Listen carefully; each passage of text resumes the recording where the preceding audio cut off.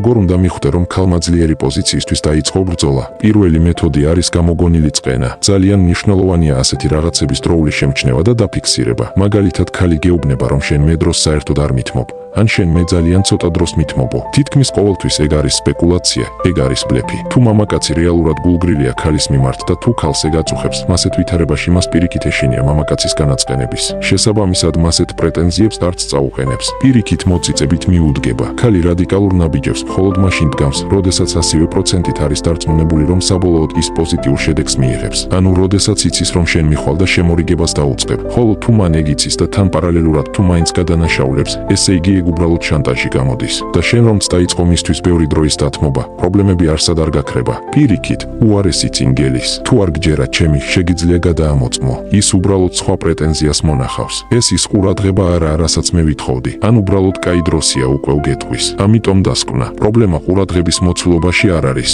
პრობლემა არის იმაში, რომ ქალმა თავის თავში უკვე გააუფასურა შენი ყურადღება. ეს კი ორი სხვადასხვა რამ არის.